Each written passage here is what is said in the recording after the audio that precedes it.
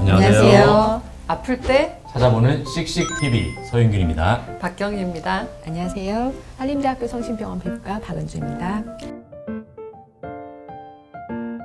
오늘의 주제는 뭔가요? 네, 오늘의 주제는 바로 여드름입니다.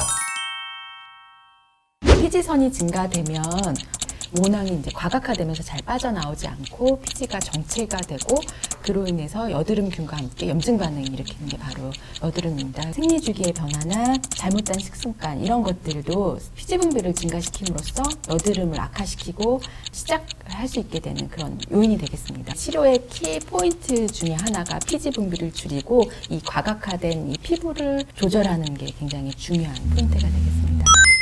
그 병원을 찾게 되면 그냥 먹는 약을 처방해 줄 때도 있고 네. 그냥 바르는 약을 처방해 줄 때도 있고 한데 네. 이게 뭐 차이점이 있나요? 얼마나 이제 굳은 개수나 이런 것들이 이제 심하냐에 따라서 경증일 경우에는 일단 바르는 거 먼저 시작을 해볼 수가 있고요.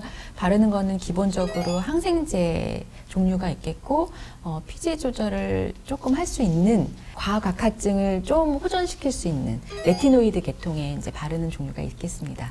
그리고 바르는 걸로 조절이 안 될 경우에는 이제 경구약으로 넘어갈 수 있는데 경구약도 가장 중요한 것은 항생제와 피지 조절제 이 두 가지입니다. 그 먹는 약은 언제까지 먹어야 되나요? 없어질 때까지? 항생제는 먹는다고 해서 바로 효과가 나는 건 아니고요. 한 6에서 8주 정도는 일단은 이제 먹으면서 효과를 좀 보고요. 최대 한 3개월에서 한 6개월 정도는 먹습니다. 6개월. 네, 피지 분비가 막 나오는 그런 학생들은 사실은 인제 시작이고 그걸 이제 계속 먹는다고 해서 피지 분비가 안 되는 게 아니기 때문에 좀 장기적으로 좀 보고 생활 습관을 좀 조절하면서 같이 치료를 해야 됩니다. 근데 그 항생제 외에 다른 약품들 중에 네. 사실 그 위험성이 있는 약품들이 있긴 있죠. 예, 맞습니다. 뭐 개별적으로 그렇게 복용하기보다는 반드시 피부과에 오셔가지고 상의를 하고 처방을 받아야 될 것 같습니다. 이제 평소에는 괜찮았다가 생리주기에 맞춰서 이제 딱 그때 여드름이 생긴다거나 이제 네. 피부에 트러블이 생기거나 해서 좀 고민을 하는 분들도 많이 계신데요. 근데 이런 걸 치료를 하기 위해서 혹시 뭐 호르몬을 조절하거나 이런 치료들도 하게 되나요? 1차 치료는 이제 항생제나 피지 조절제가 치료 이제 원칙이긴 한데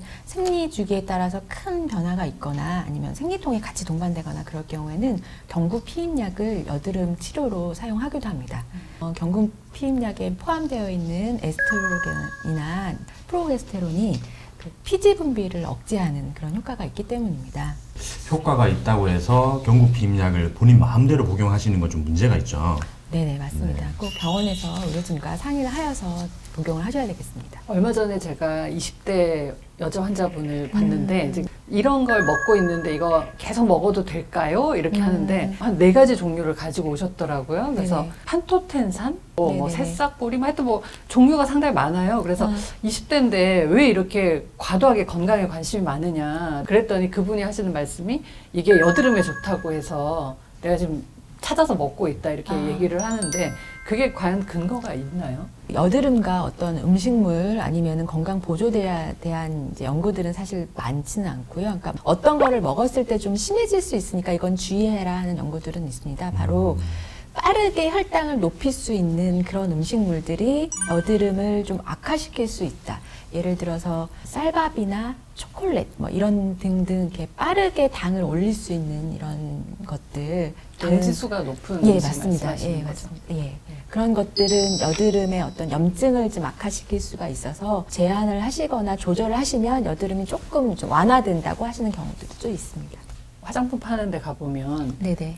여드름 패치라는 게 있더라고요. 아, 뭐 네네네네. 뾰루지나 이런 게 나면 여기다 아. 붙이는 동그랗게 생긴 네네네네. 작은 게 네네. 있던데 그런 게 과연 이렇게 붙여두면 효과가 있나요? 그 여드름 패치 중에서도 그냥 뭐 듀오덤 이런 것처럼 상처 치유를 좋게 하는 심플한 거가 있고 그 안에 약간 이제 살리실릭 액시드라든지 그런 성분들이 좀 들어가 있어서 그걸 이제 붙였을 때 염증을 조금 줄이게 하고 이게 과각화를 조금 좋게 한다고 알려진 패치들이 있습니다. 아주 장기간 붙이는 것은 그 붙인 것 때문에 오히려 접촉 피부염이나 그런 염증이 있을 수 있고요.